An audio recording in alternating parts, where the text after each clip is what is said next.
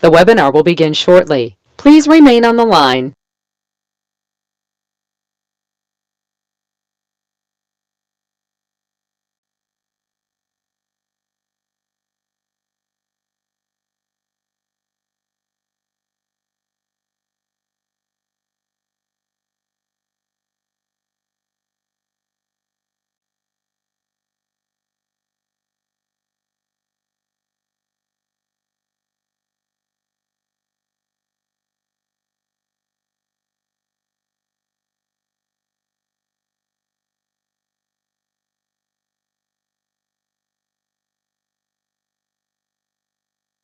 The webinar will begin shortly. Please remain on the line.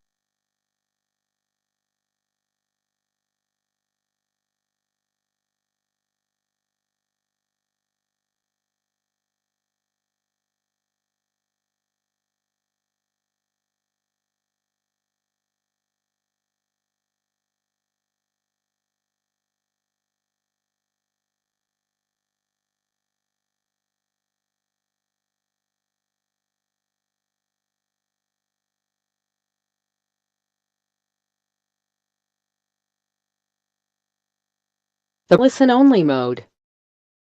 Good morning. Welcome to the Morning Bell. For Yellow Tunnel, I'm Keith Harwood.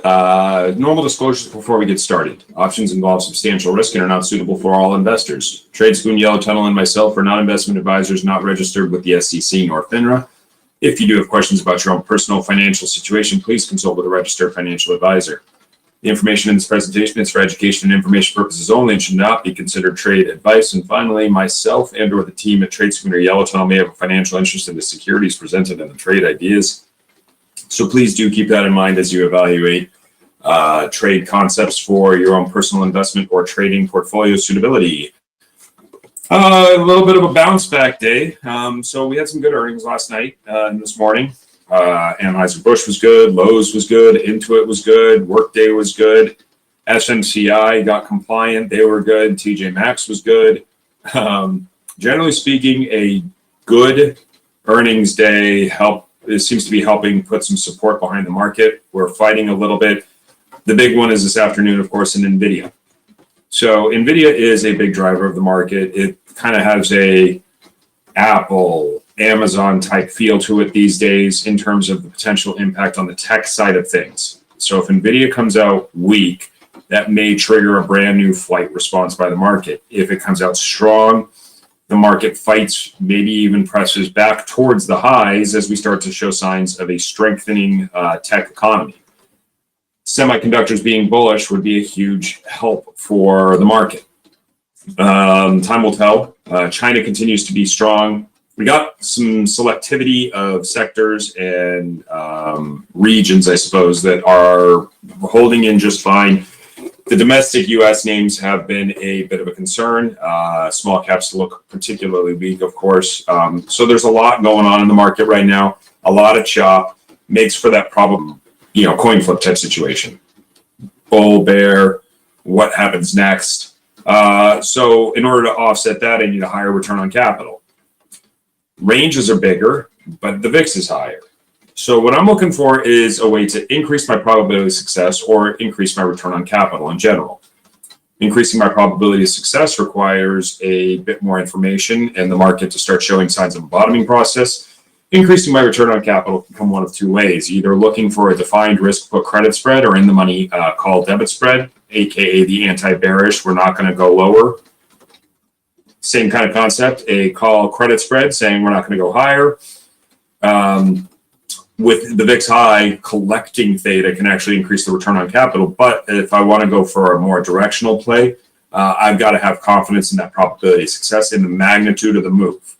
If I think that we're going to bounce back from 88 to 90 in PLTR, that's not going to give me the return on capital from a pattern that indicates to me that 105 is in the cards or is a possibility. If I don't see that, I don't want to go that direction. So there's a lot of fine tuning to the trade execution that goes in to go for like the anti-bearish trade, which with the China bounce today, Baidu doesn't look as attractive today for anti-bearish. Yesterday it looked good. saying above 87 looks good when we're trading 88, 89. Up at 91, the return on capital starts to get lower, even though the probability of success may be higher. It may not justify an entry anymore. So, it's a lot of micromanagement and individual position management as we evaluate the opportunity. That is a point, friend. NVIDIA generally has a beat and raise philosophy. So what happens if they don't beat and raise? What if they miss and lower, or beat and lower, or don't follow the norm? That could create an outsized downside scenario, because I think the baseline is a beat and raise. So a simple beat and raise may not be enough to even make for bullish in NVIDIA unless it's big enough. I think of that in terms of Apple. Apple always seemed to have beat for a long time. Analysts kind of conservative on their earnings projections, and then Apple beats and everybody's happy. They say, oh, Apple's better than we even thought. Doesn't necessarily always mean bullish in Apple, but as long as it keeps beating, it helps to create some sort of stability and confidence in the market. So we'll see if that continues. Odds on would say, yeah, beat and raise, but that may already be priced in effectively. The 2 to 3 days to confirm a trend change. So we had the downside move for 4 days here. A little bit on Thursday, obviously accelerated Friday, Monday, and Tuesday. That is the chop trend, though. It's not a bearish trend. It's the dip. Is it a buyable dip? Today may be the day. Tomorrow may be the day. We're just watching it out. End of day can be a big benefit right now is, patience. Being selective and patient is a big element of my trading right now, is being selective and patient. Looking for either longer term trade ideas that don't have a mega impact. If tomorrow is a big bear day and we drop another 1.5% or 2% in SPY, it could still hurt. My timing was off by a day, but then if we have a 1.5% or 2% rally today, I can still just ride that out for a little longer. That comes back to, I think, an idea that I mentioned yesterday, like Fortinet. If I'm thinking that Fortinet's got, $50 of upside over the next 3 months, based upon the AI prediction, then maybe to, a $2 or $3 move up or down is less impactful to my trade thesis if I'm that bullish. If I am semi-bullish, looking for like a 3% rally in a stock, I don't know that I want to subject myself to a 2% up or down move on an individual day, right? It's not productive to me. It's more about than just flipping a coin and saying, I've got some chips on the table playing blackjack and I don't really have the odds in my favor, but it keeps me engaged. And there is a benefit to maintaining engagement and kind of feeling some of the ups and down swings of the market. But I don't want to be loading the boat and putting my entire account on red or black in roulette, or on grinding out a little bit here and there, understanding that the potential expected return on a trade may not be as high as when I've got a consistent, reliable trend or consistent technical indicators. All right.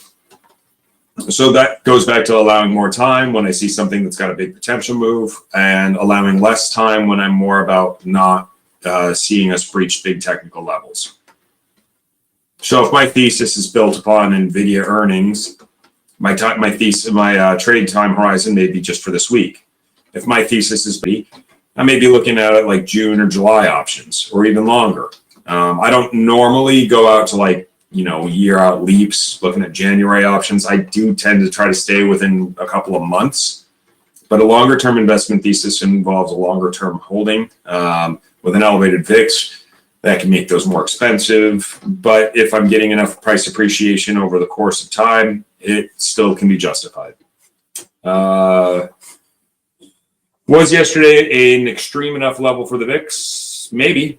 It seemed pretty good. When I compare it to recent spikes in the VIX from DeepSeek AI's announcement or the tariff announcements, it's right in line. That may be that extreme level that we needed for the dip. If we have major liquidation, like the FOMC announcement in December kind of levels for the VIX, but market positioning is not nearly as offsides heavily long right now. I think that the market has been hedging into this rally in preparation for dips that they want to be able to buy, as opposed to wanting to have to sell. Earnings date's big. Like I said, we had some actual big movers yesterday on the earnings stuff. We do have a number of earnings that are interesting today. One big one is NVIDIA, because that can have a big impact on the whole market. But we do have a lot of like other names that I think just could be kind of interesting to potentially trade, or at the very least watch to see their impact. AI, Marathon for the crypto side of things, IonQ, eBay has been on a tear, generally speaking. Papa John's Pizza tends to move a lot. Cars, since we've gotten a lot of movement in some of these automotive companies. Smuckers, since we were talking about it last week. We've got a number of interesting earnings to evaluate and determine if those fit a trade thesis, especially given that we're on a Wednesday evening, Thursday morning. So the binary trade for a Friday option becomes more and more about earnings as opposed to on market data. All right. Chase trading is still a concern for me for those names that are like an 80 RSI. They're signaling long, but gosh, do I have concern if the market goes into liquidation mode? Do we throw that baby out with the bathwater and really liquidate it? We saw what happened in like Boston Scientific yesterday. Big downside move after having a really nice run. Is AT&T potentially subject to that, or Progressive? The insurance names. Alibaba, what could potentially get sold aggressively if people are just trying to take off positions.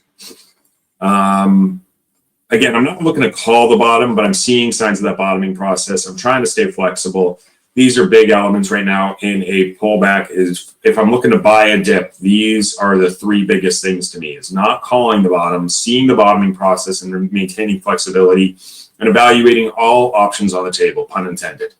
So evaluating the leveraged call, the less leveraged debit call spread that's out of the money, the anti-leveraged, anti-bearish put credit spread, or saying that the bottom's not in place and looking for further downside and looking at, well, if we get a dip in the VIX, do I want to try to play for more of a dead cat bounce with a outright put?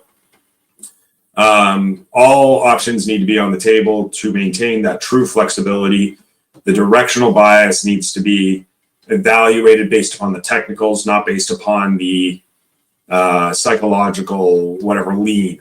And my psychological lean is to look for a dip to buy. So I have to keep that in mind as I evaluate. If the chart isn't clear, I don't want to use my back of my mind, sort of subconscious or even conscious lean towards buying the dip as a way to try to justify a trade and try to find something that's not there.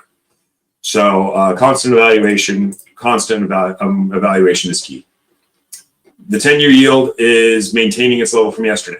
No major shifts. We're not seeing a bounce back on signs of a stronger economy. We're not seeing a bounce back in signs of inflation. We're not seeing a follow through to the downside in the weakening economy. We are just seeing a new range potential trying to be established or a little bit higher. I think the market gained some confidence in understanding where we're at. If we start to go lower, fear starts to kick in, especially below 410, 4%, that range. 410 and 4 are big numbers to potentially breach in the near term that would indicate a potential for a weakening economy. Right now, John, I'm not in a lot. I have kind of a residual little bit in financials, and I'm not putting on a lot of clarity from the market. So yeah, I'm very lean right now. I'm trying to keep myself in cash, trying not to overtrade an uncertain market. I had some stuff on going into the end of last week on the bull side that did not work out, of course, with the market falling. And I don't want to try to go on, and I don't want to allow myself to go on tilt and try to make it all up on the first signs of a bottoming action. If I try to call a bottom, it's not going to be pretty for me. I'm just going to chop around zero expected value or a negative expected value trade. So just try to maintain that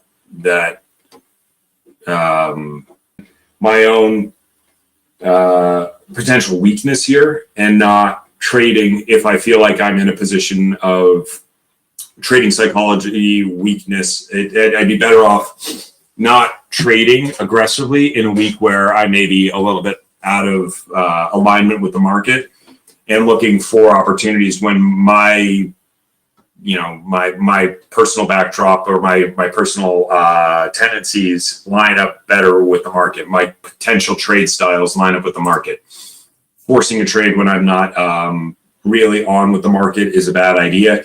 When I'm really on with the market, I want to accelerate and go aggressive. And I know from last week that I wasn't on with the market. So let the market come back to me and then start getting back to being aggressive again. Yeah. So let's see. TNX Bitcoin. So, still a little bit of chopping ads. Bitcoin trading to a new low here. So risk off is still part of the game, right? We're not seeing that aggressive buying of Bitcoin, aggressive buying of risk, aggressive buying of growth. Yeah, the market's bouncing. Bitcoin may be giving us a little bit of a yellow flag here.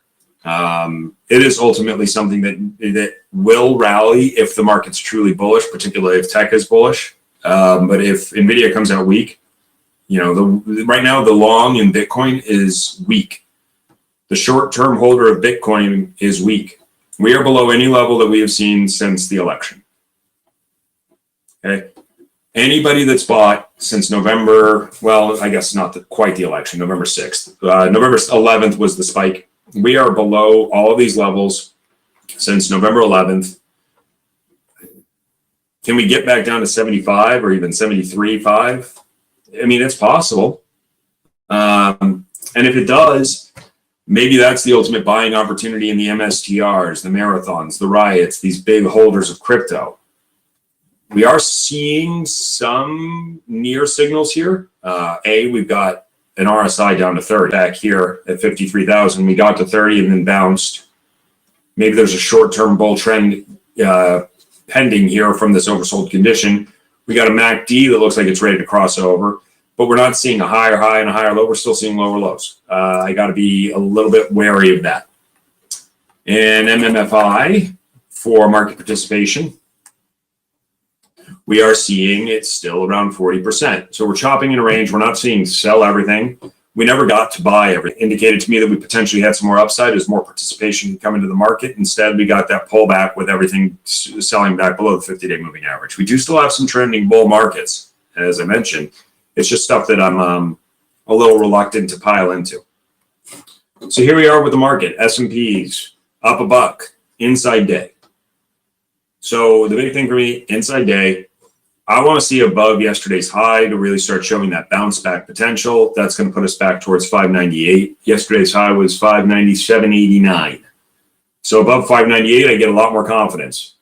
So yes, I will miss out on 0.5%, 0.6%, something in that range, about 0.5% in the market recovery. And then I've got more confidence for a move back towards 610 to get the next 2%. So I miss 0.5% to have a higher probability of 2%. If this bottoming action is not over, support probably lines up at 590 from yesterday's low, bigger support at 585, then 575. So the downside may or may not be in yet. Again, I think NVIDIA earnings are going to be big for that. So without that input and with that input pending, I still need to stay away from going full allocation into the market. I can toe in, I can dabble. I don't want to be overly aggressive yet. VIX still above 19. I'd like to see that drifting back towards 18.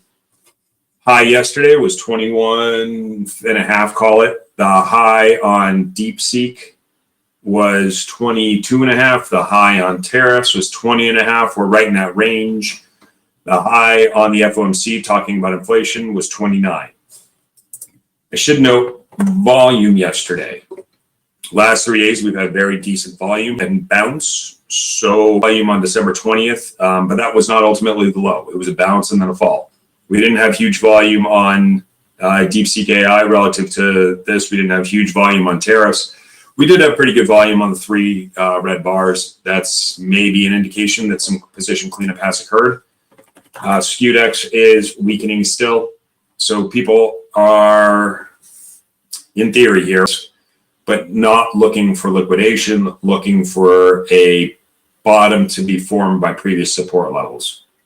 So it's not a bear market, it's a dip market that people are positioned for. If we go into a bear market, people are out of position. If we go into a dip market, people are actually right on. They can sell out their put spreads, buy that call spreads, whatever it is, and look to buy the dip. People are still positioning to buy the dip. On Friday, they were looking for a little bit more aggressive, lower in SQDEX, even though the VIX peaked yesterday. Puts did not peak yesterday. So the volatility went up on the at the monies, but people were still looking like they were buying put spreads. Okay. So given all of this, it gives me a little bit of a sense of how the market's positioned. And I still think that based upon what I'm seeing here, the market is positioned for dips more so than liquidations. With NVIDIA this afternoon, bouncing off of the 100-day moving average, another inside day. Again, if I have to wait for a 1% rally from here, up 1.5% on the day to signal long, I probably don't want to buy aggressively on tech above 520 today without NVIDIA earnings into the market. So tech is a less likely allocation for me today. All right, so I want to look for other asset classes that may be a little bit less subject to liquidation off of an NVIDIA bear input. And if NVIDIA is bullish, then I start looking back to a lot of the bigger tech names or some of the more high beta tech names, the PLTR type stuff. Because if PLTR does recover, it's starting to show good signs here. It's getting close to yesterday's high. Maybe it can get to 105, 110.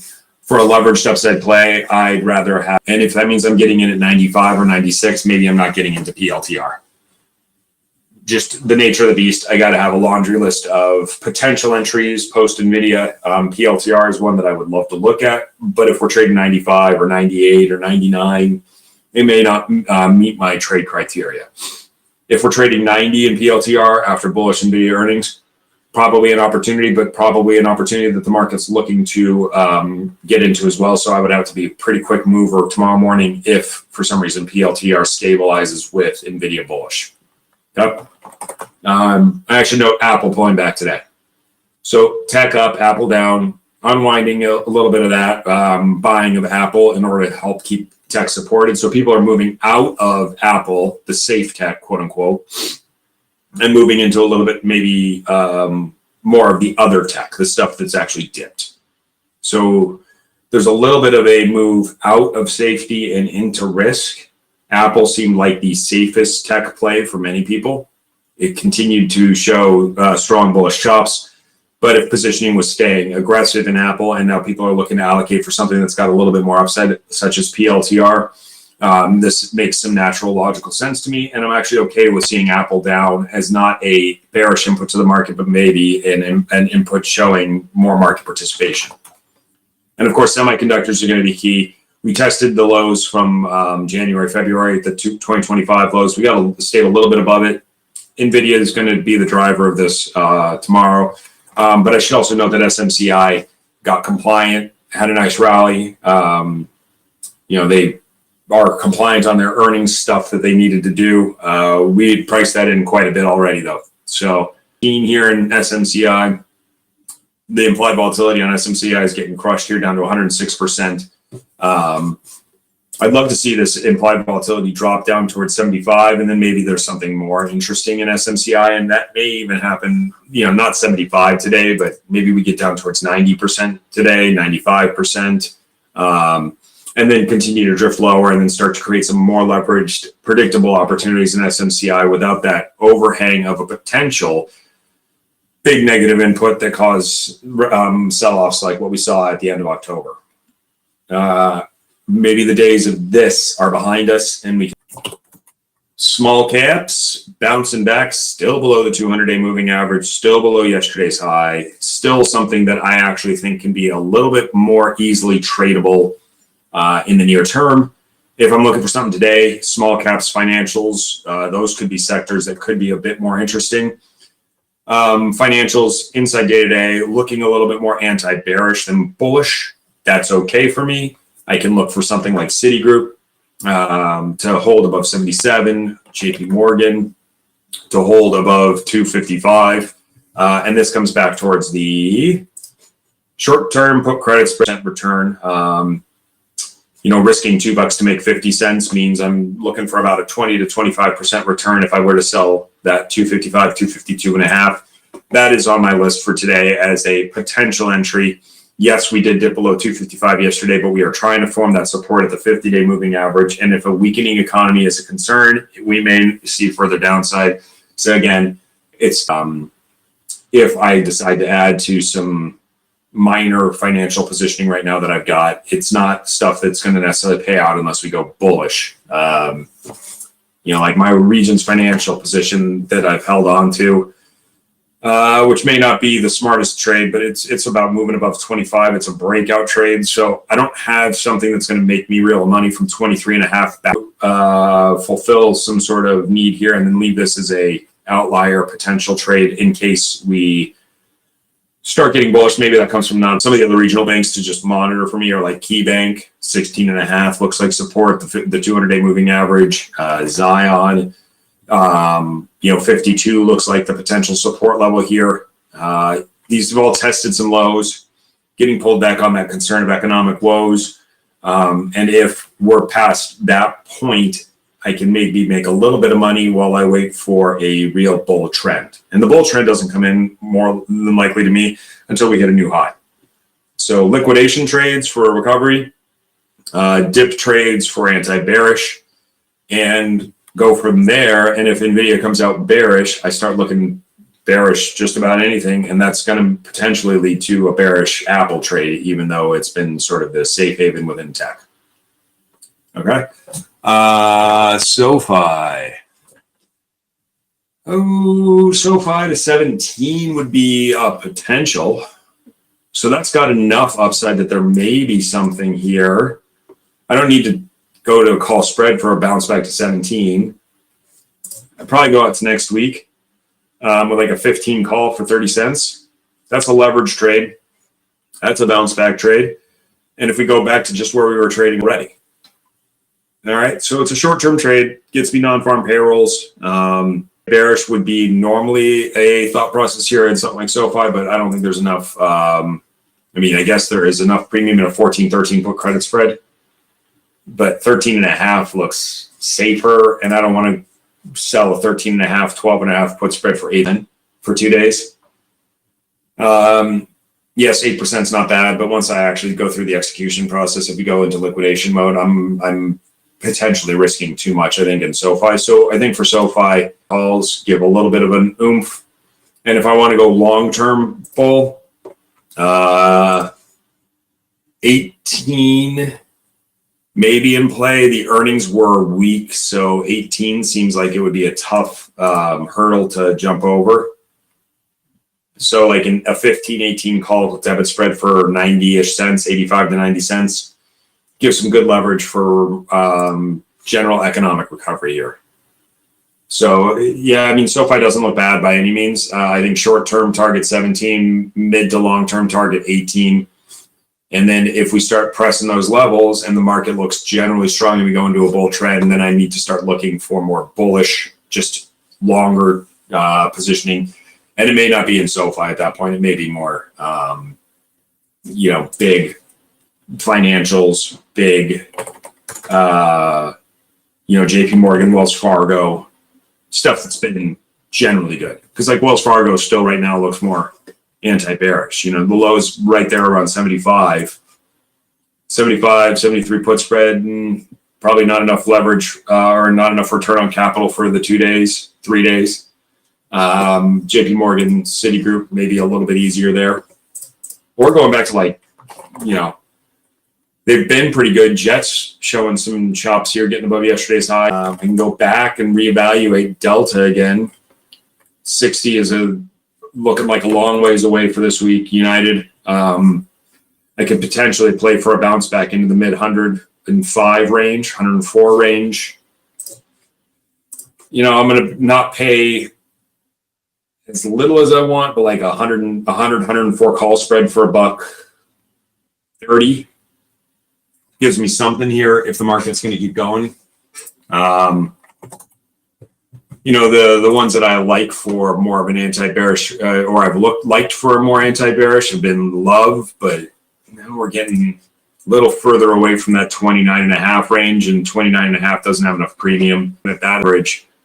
looking towards like maybe 32, looking towards 16 and a half to 17 range in a midterm, like 2 to 3 week type option. Or what I was looking at yesterday is maybe waiting for those to start to recover and then going to like an Allegiant.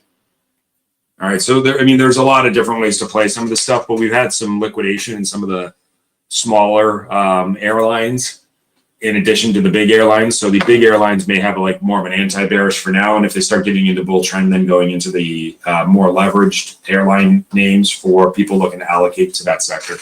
So all sorts of stuff out there, but not a lot of clarity. So, we've got a whole menu right now, and I'm trying to sift it down to the best possibilities. MKC coming in for the aggressive power trader, and we see it down on an up day. So this is a stock that's been maybe a flight to safety. McCormick, their herb, spice, seasonings, and condiments, whatever. People apparently like it in the market pullback. For Progressive, we've seen good money flow into the insurance tech names. IAK has actually broken out of a range yesterday and staying above it today. So that could be a sector that I don't. So Progressive and MKC to me, good market recovers. I'm just sitting there looking at my stocks that are not going up. I just continue to trade off their own independent fundamentals.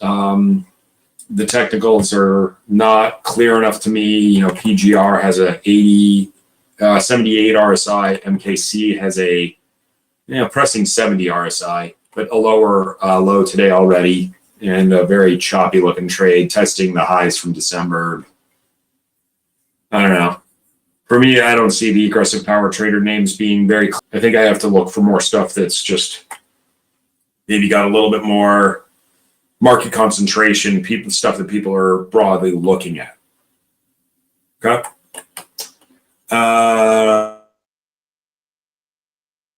Here, let's do a quick review of the bigger movers, and then we'll talk about some of the earnings names coming up this afternoon and tomorrow morning, just to kind of get a preparatory thought process on that. Intuit. Just a massive move for Intuit. Up 60 move for Intuit, went straight to the 200 and 100-day moving average, right back to where we were in December before this long drift lower trend. We're going into tax season. I don't have a trade thesis for Intuit from here, honestly. Like, people just piled into it since it had good earnings. But it is a big mover to note and to start thinking about, I think, in the near future, depending upon if this, or is this just a bunch of shorts having to cover and then causing a spike before we ultimately start to pull back down and people say that there is still weakness in this company. So I mentioned Anheuser-Busch, another good day today as well, up above the 200-day moving average. I think the biggest thing for me is looking at how this behaved after poor earnings. We drifted down for months. If I go out a couple of years, bullish earnings and then got continuation. Bearish earnings but bounced back. Bullish earnings, continuation. Bearish earnings, continuation. It seems like Anheuser-Busch is subject to some of that continuation more often than not. And if it's going to continue to push to the upside, halfway through that move, we had a nice run already. I'm not going to do anything with it for myself personally, but there seems to be a continuation trade brewing there for at least a few weeks, and again, brewing pun intended. I'm full of puns this morning. AAP we looked at yesterday, and they had poor earnings this morning, and just testing some of these previous lows, looking for support levels. Perhaps more interesting going into cars.com for tomorrow, starting off near lows, bouncing off of the lows. $15 would be my normal support. That is a 3% move. It normally moves about 6%. It is pricing in 13%. It is pricing in a big move. If we breach the technical level of 15, I don't know how far down we can go. I don't see an obvious support level until I go out, I guess, 5 years. I mean, 3.5 doesn't seem like a play here. 9, That's way too far. 11 and a half, that seems too far. Oops, don't want to close that tab.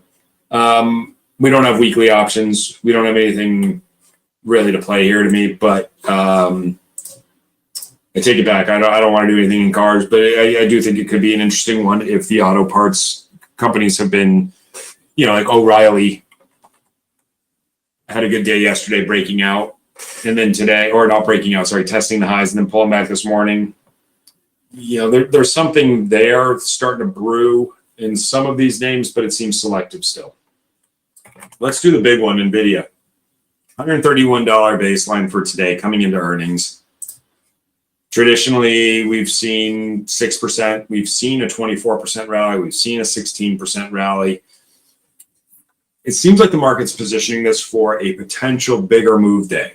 Given everything that's been coming, or at least weak, when I go out 5 years, the average move is 4%, but recently NVIDIA has really taken a lot of market leadership and a lot of big potential for input.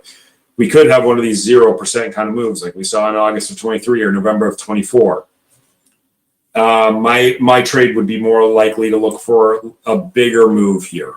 That puts me to 145. It's pretty close to the previous highs. Bearish down, $13 goes to 118, pretty close to the lows here. And I think I can get some good leverage off of a, outlier type move. They're looking for a potential 10% or maybe more. If I go for 115, that's $16. That is 12%. That is 2 standard deviations relative to the normal. And I have to be wide because I think that there's a wide dispersion of potential landing spots here for NVIDIA. 118, 115, 112, maybe even 119, 115, 111. We'll price out the 118, 115, 112 here for the sake of having some concept here. But 118, 115, 112 put butterfly is very cheap, right? 50 cents on the put spread and then 40 cents for the lower put spread. It's just over a dime for a $3 wide put butterfly to retest the lows, 115 range. It's a low probability event, but $16 down and $16 up allows me some real leverage if I get a little bit lucky. On the call side, it's 50 cents and then 40 cents again. So let's call it 30 cents for the double fly. Max value is $3. It won't go straight to $3, but if it went from 30 cents to 17% chance of being right, a 20% chance of being right, it's probably honestly about right in terms of the pricing. 140 has big open interest. 150 has big open interest on the downside. 115 has decent open interest. Every $5 basically has the big open interest. And I think 115 and 147, maybe even up to 150 if we have a bull day, could be an interesting play. So for me, I think that's my best return on capital is looking for that 12% move. So double the norm, a little bit bigger than the implied, 8.5%, 9%. Looking to settle in here around 12% if with a little bit of luck. Okay, 12, 13%, something in this range. And we may have a 16% move. We may have a 20% move. We may have a 0% move. So I have to size accordingly, knowing that it's a low probability of success, but the return on capital is attractive at a cheap entry point. Okay. Snowflake is starting to gain a little bit more interest in terms of people talking about it. It's, there you go, AI data cloud AI. It's got good buzzwords to it. Really picking up a lot more interest. I've heard of people talking about it recently over the last few months. 13.5% mover. This is a big mover on average. And we had 30% just 3 months ago. So let's look for some technical levels. Well, 195, 20% away, a little over 20%. If I was going to go symmetrical for that, 168 minus 20%, minus $22. Oh, sorry. 195 is $27. So just under 20%. So down to 140, right there at the 200 where is the open interest? Much smaller than NVIDIA, of course. Pretty spread between 180, 190, 200 on the upside. On the downside, this is a big time, like, who knows exactly, but I think this is more of something, to me, again, to watch and learn how the market is responding to AI type names, similar to Palantir. The growing AI names, the ones that are starting to get a little bit more interest to it, and then thinking about how to trade it after the fact. AI is a little bit more interesting to me with the Microsoft partnership announced back in November. It looked at trade 12%, 13% normal move. We've had a lot of moves in that range of 13 up to 25%. I don't think that we're going to look for 35, 40% kind of moves anymore. It's become talked about a lot more, especially after the Microsoft partnership. So if I get 12%, we're talking about, call it $3 to the 30 and a half. To the downside is only down to 24 and a half. But there's some support that looks like it should be present between 24 and 24 and a half, and some resistance in that 30 and a half range, maybe up to 31. Open interest, very heavily concentrated fall we've had. Downside open interest is non-existent. The market is positioned more on the bull side of AI naturally, given the pullback from 30 down to 25. People looking to buy the dip, people looking to trade calls, buy writing their long stock position as a way to get called away if earnings are bullish. But at that point, maybe people need to buy a little bit more aggressively. But, I could see a trade thesis here of going towards 31 or 31 and a half, which would then mean I'm looking for like a 29 and a half, 31, 32 and a half call fly. I think we're going to have a lot of difficulty getting above 32, given this, barring a major 29 and a half, 31, 32 and a half call fly right now is, call it just under 40 cents on the 29 and a half, 31 call spread, just under 30 cents on the 31, 32 and a half call spread. So about a dime. And even though I know that there is probably an equal probability of bullish and bearish, this is one where I might just have gotten the bear side because I don't see a clear support on the downside from the options market, only from the technical side of things.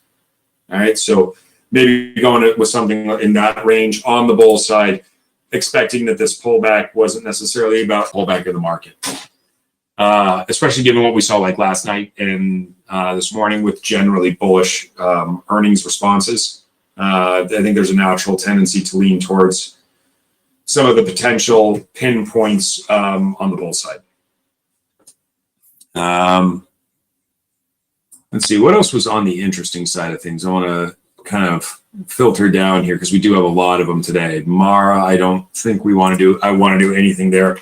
Ion name, given the run from $7 all the way up to 55-ish, and then back down to 30.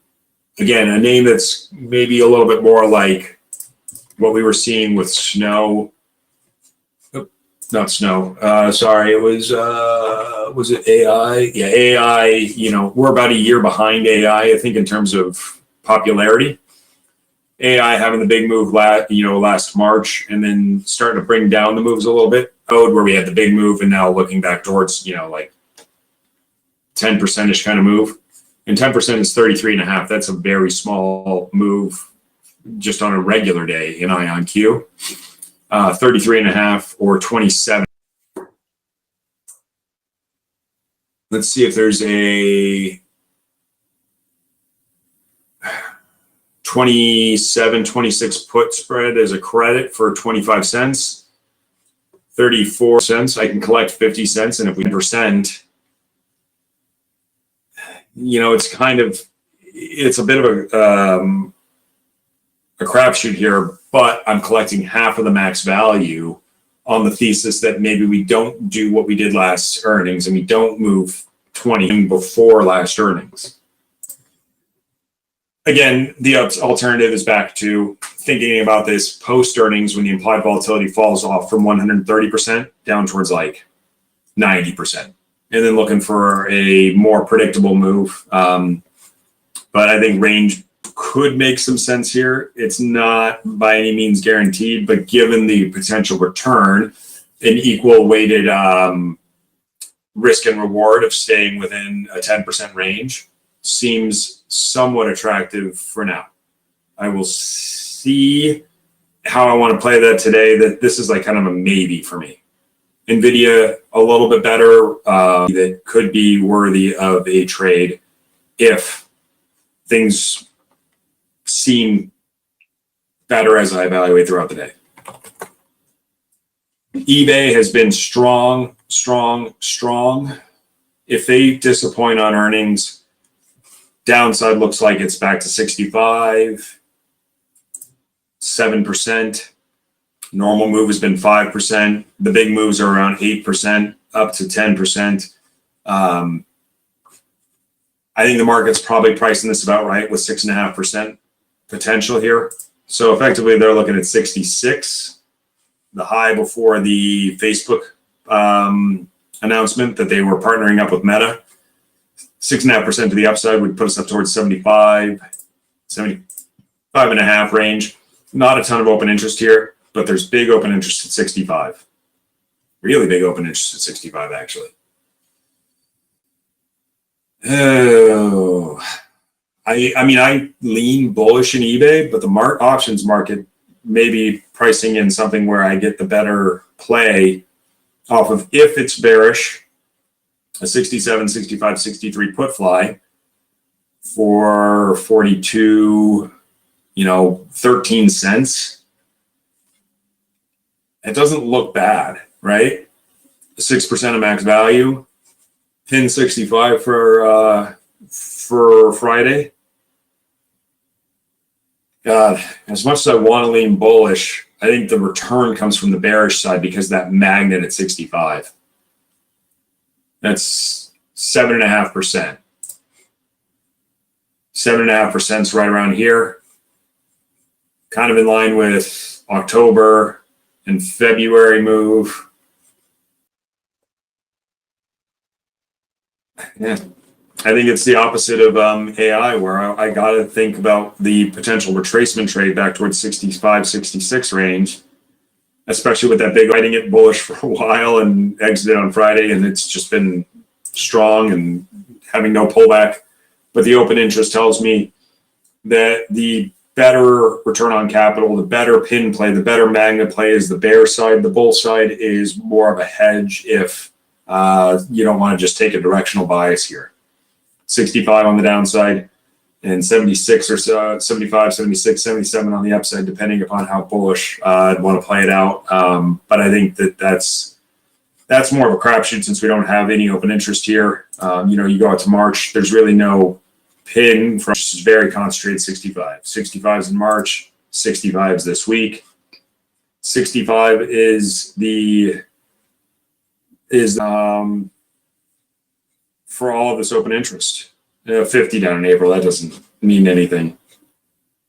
Nothing in May, nothing longer term that's particularly concerning because there's not much gamma to it. So if you're like me and lean bullish on eBay, it's a nothing trade. If you think that it can have the pullback, I think playing for the 65, the put butterfly to trade down to 65 is the play here. All right. There's a bunch more earnings this afternoon. If anybody wants me to touch on Beyond Meat, Nutanix, Urban Outfitters, Synopsys, let me know. I'm going to pull up two others for tomorrow morning just to round out a couple of highlights here. And then as you guys are looking at other stocks, obviously, let me know as well. Pizza. Papa John's earnings have recently been only 2.5%.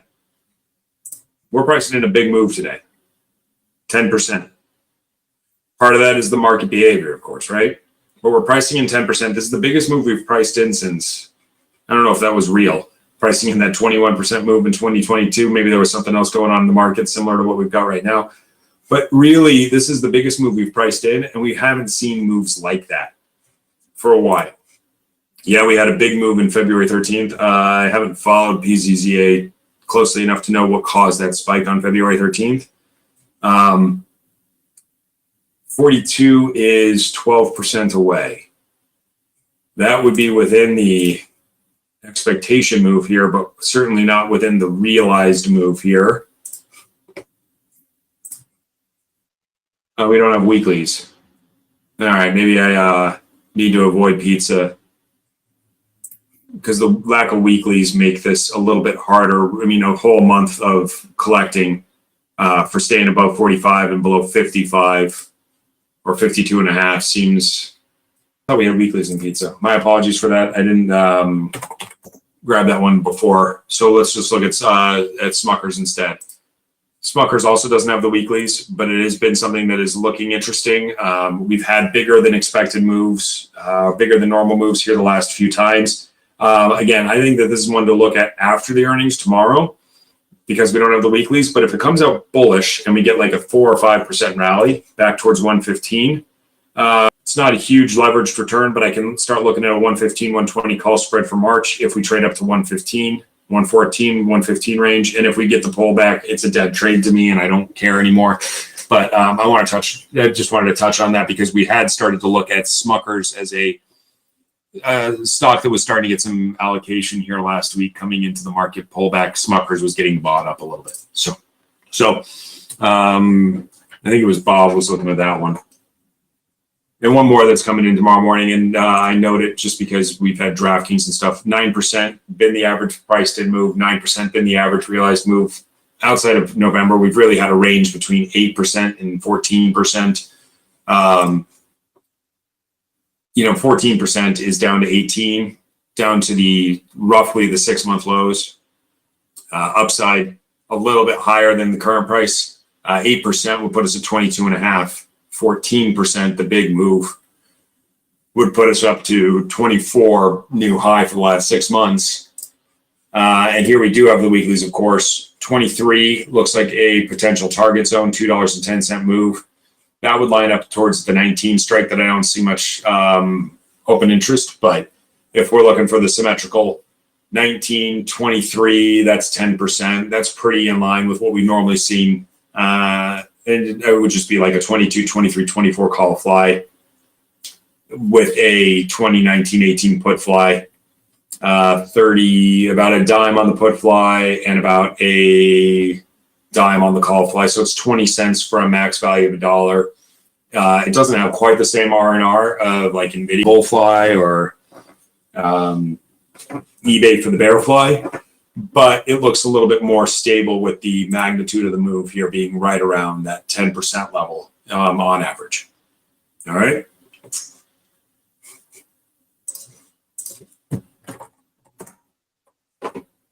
Talked a little bit about First Solar yesterday. It bounced right back into that range.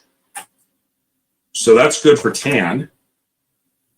TAN is testing the 50-day moving average again. If they can push, 100-day moving average again, if they can push actually through here, maybe we do start to get some more movement to solar names. Keep an eye on Sunrun earnings tomorrow after the close. If they actually come out bullish as well, I'm going to start thinking about the solar names is actually somehow bullish coming out of more next week. But I wanted to give that quick thought process for this is a next week trade looking back at solar if solar strengthens further with First Solar getting follow through. And if Sunrun has bullish earnings now, people may start to look at that sector. Okay. I touched on FXI. FXI is now back to the highs. Dollar yen, a little bit weak today, but is generally showing bullish chops. Dollar weak relative to the yen. UUP, GLD pulling back a little bit. SLV is still a stock that I got to go. I think I'm going to add today. Okay. So this might be one of my higher conviction thought processes for now.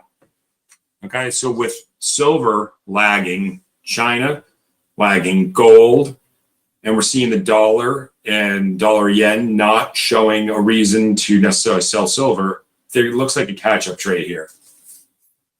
The options market for this week, not the play. Oops, that's today's. This week's not the play. For me, I want to look at next week because I get the non-farm payrolls input. That helps create potential for an outsized move.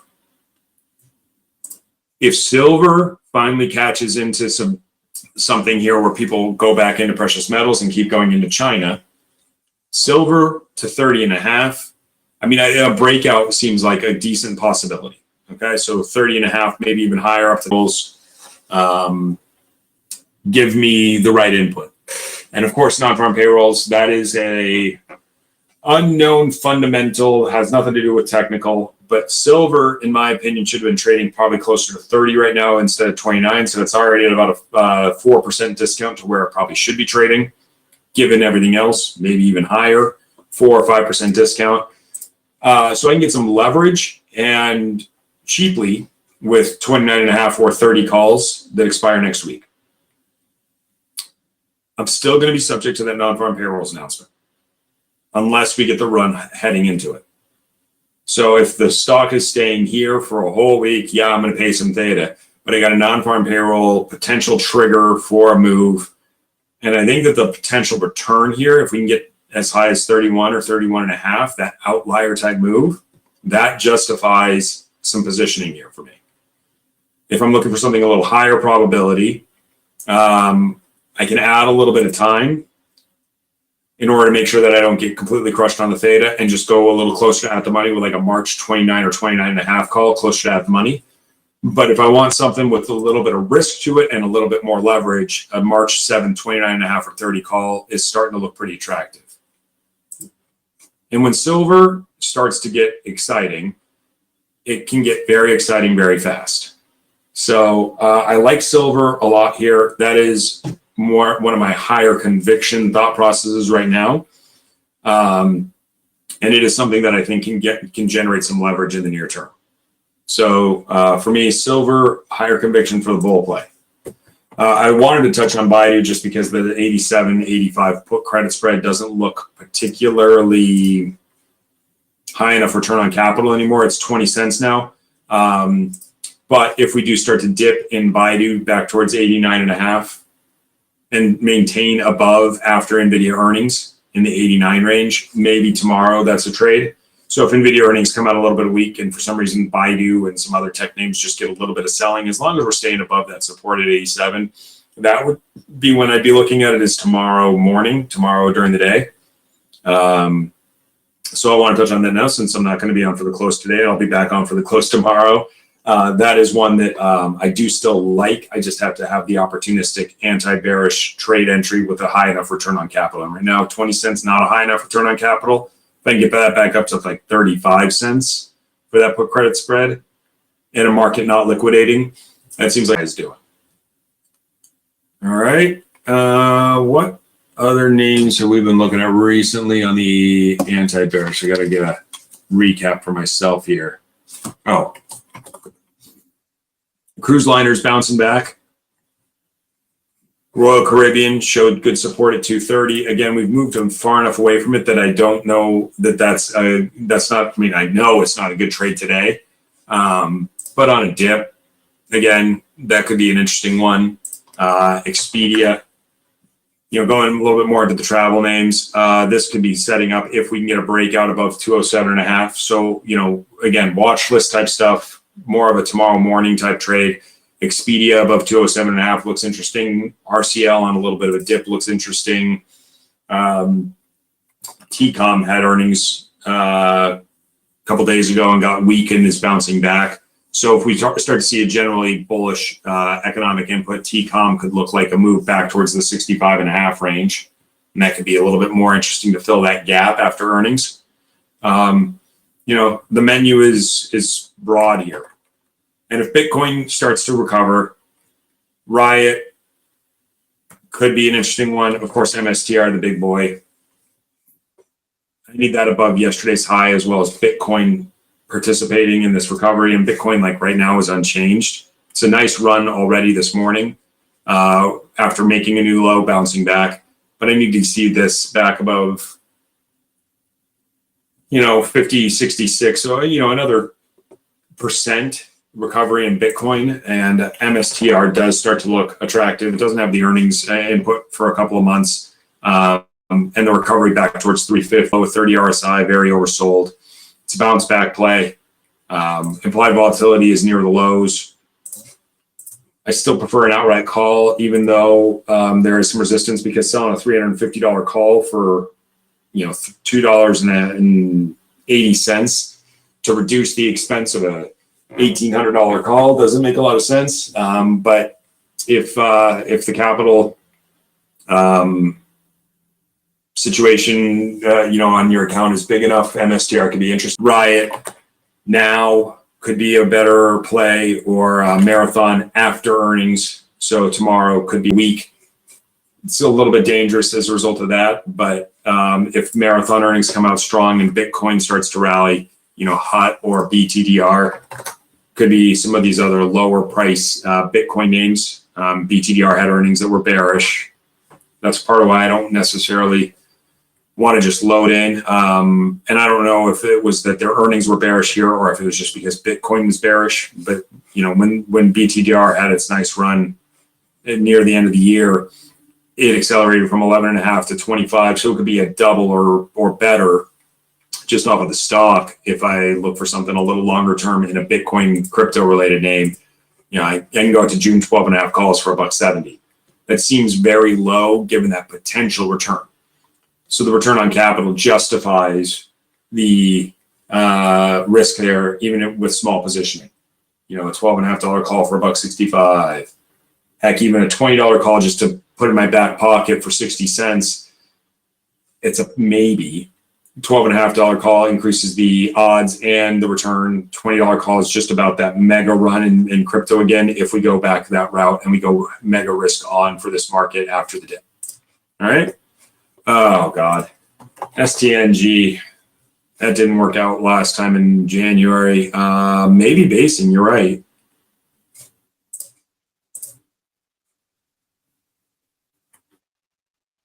Long of time for me to do a put credit spread, like a 40, 30, 37.5. If it stays basing for another couple of weeks, I can go at least maybe anti-bearish, but I don't collect any theta right now. I think before I was looking at April. I got to just keep adding time. Implied volatility high, earnings in May.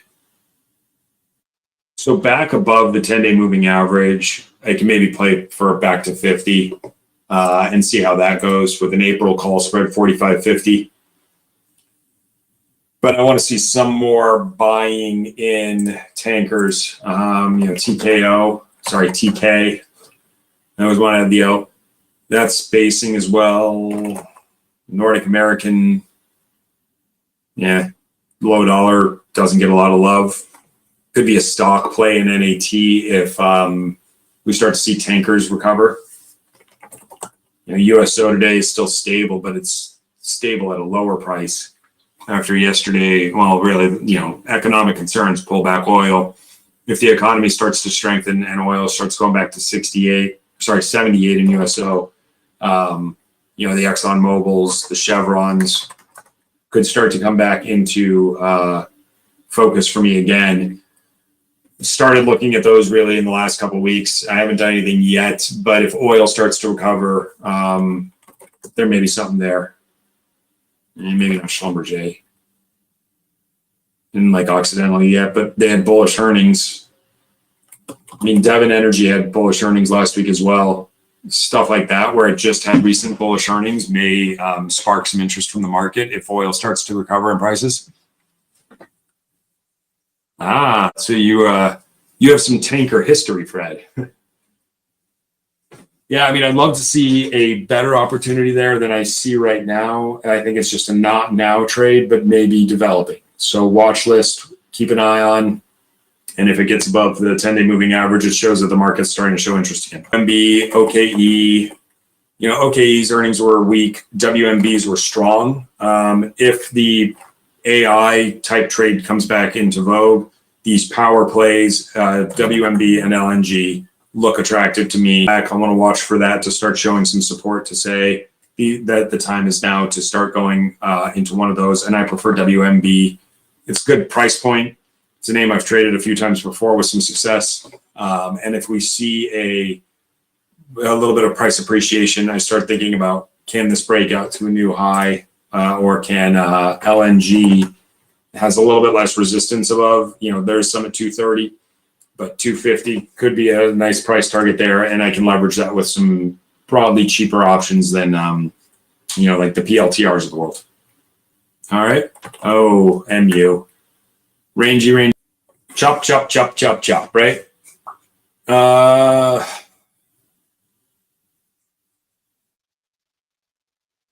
don't think there's enough premium to sell a put spread. Not enough probability to buy anything. I mean, if NVIDIA earnings are good, it probably participates in that rally. If NVIDIA earnings are bad, it probably participates in that sell-off. Looking in tomorrow is my answer with let's get NVIDIA earnings behind us. Market correlation a little bit too heavy of a player in that. If I'm playing off of correlation to NVIDIA earnings, I'd be better suited just playing the NVIDIA earnings and then looking for, and if I want to wait till after NVIDIA earnings, then maybe I can play something in AMD or heck, maybe Intel, Micron, any of these sort of names maybe start to come back of interest, especially if NVIDIA gets a really bullish earnings. Then a lot of people start pulling up all the other semiconductor names and seeing if there's some play there. I mean, at TSM, maybe there's something there if NVIDIA is bullish. Go back towards 2.25. It's a decent return on capital after testing the lows of the range. But if NVIDIA earnings are weak and it pulls down TSM, then I just have to kind of tread lightly with the semiconductors and focus on the sectors that seem to be a little bit more in focus right now. And I think that, financials still make a lot of sense to me. It's just a matter of making sure that I've either got something that can make money on the recovery towards 275 in JP Morgan, towards the highs in XLF. And that could be now that Citigroup is getting a little further away from the low side, an 80 call for March or April. Or like I said, Wells Fargo going with like a 77.5 call. Morgan Stanley looking at a 132.5 call, something near at the money to make sure that I make money on the retest of the highs. I don't want to play for the breakout until highs. All right. So it's a lot of stuff out there. There's a lot of moving parts to this market, and it's a matter of trying to evaluate and sift down to some of the names that look most attractive when we're getting this major chop. And I think NVIDIA earnings, like I said this afternoon, is going to be a big input to determining whether tech leadership starts to become the story to talk about again, or if tech weakness is going to drag down this market to a further dip. And that is a time will tell thing. So for me, still treading lightly, 1, 2 type trades today. I'll probably do silver and maybe one more, and then let NVIDIA earnings help guide the market, because I think that if NVIDIA earnings are bullish, then we're not talking about a 1 or 2 day rally that I had to play. I can start looking at a little bit more of a predictable move for a longer time frame. And I want to be positioned with cash to start trading those anti-bearish and or just bullish breakout type names after that fact. And heck, it could just be right back to PLTR, which is hanging down here. So if NVIDIA earnings, it might just be enough to say that I can start going back to AI names. And that would be exciting to me, or Bitcoin crypto related names. And that could be exciting to me. So hedging staying in cash is kind of hedging the opportunity. I think there's more opportunity after bullish NVIDIA earnings than bearish NVIDIA earnings. So I don't want to overload bullish and then get hit too hard and then have limited opportunity because we have a chopping wild market that better suits like day trading opportunity, weekly or multi-week holding positions that are a little bit more predictable. So I don't love the credit put spread in silver only because I think that the upside is there. It could be a way to finance a bull play, but if something comes out with like non-farm payrolls that liquidates gold, silver could pull back, and like a 28 put for next week it doesn't really give me any money, right? So the support around like the 28, 27 put credit spread for 9 cents, it's just not enough for me. And probably wouldn't want the non-farm payrolls anyway. And a 28, 27 put spread for Wednesday doesn't give me any money, 6 cents. If I'm going to close it out for like 1 or 2 cents, I'm doing a lot of work for $4. If I sell it for 6 and buy it back for 2, you got a lot of heat to take for $4. I'd rather just have that leveraged potential upside from a March 7th call, in the possibility that it goes up to a buck and a half, something more than that. So that's why it's more exciting to me, is just that leveraged return profile potential with a non-farm payroll coming out. So APP, I didn't look at them today. App 11. Ooh, rough day for them. They're copying Meta's work, stealing from Meta. That has a little bit of like the SMCI kind of feel to it afterwards. You know, you get the news, then people struggle to figure out a reason to buy it. Had good earnings, but now with these research reports, I'd say stay away until it starts to form a bottoming process. If the falling knife doesn't keep coming, and we do find support here in the next couple of days, there may be a trade there at that point. But right now, I think App 11 is a hold off and watch. Maybe 300 becomes that support level. You know, I mean, that's kind of how it happened. Like Eaton, when we had DeepSeek AI, it became the support level for a while before falling off this last couple of days. And this could actually be another opportunity, by the way, in the power space outside of like WMB and LNG, which are natural gas power. You know, this is just power management company, electrical components, etc. You know, this could be a longer term investment thesis, or it could be a trading opportunity. In the short term, it looks like 320 should provide some resistance if it does bounce back. You know, that's 7%.